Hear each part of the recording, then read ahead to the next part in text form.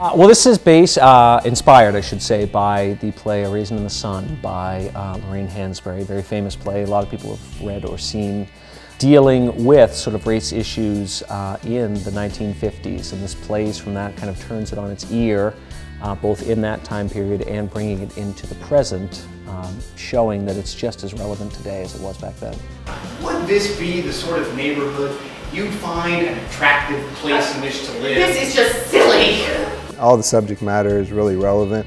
A lot of the neighborhoods around Indianapolis are going through gentrification right now, and this show deals heavily with two different periods of gentrification, and I think it's something that a lot of bigger cities like Indianapolis and Chicago and different places, people can relate to that. So I think that they'll be able to pick out characters and be able to, relate their own lives and, see some different viewpoints and, laugh at the same time. Carl! We all modulate our voices. It's sold, Carl. The house is sold. This show deals a lot with race, with gentrification, deals with what makes a community, how do we identify and define what a community is, and how those communities change over time.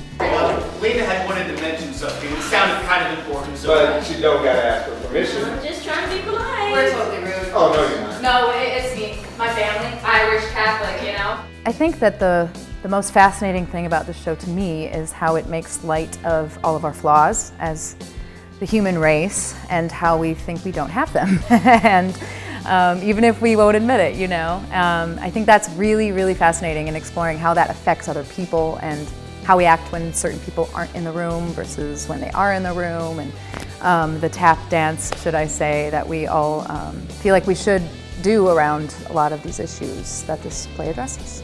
This whole play for me is about a matter of perspective. Every single character has their own walk of life when they come into these rooms together, and you see that when they all get together, the way they interact with each other.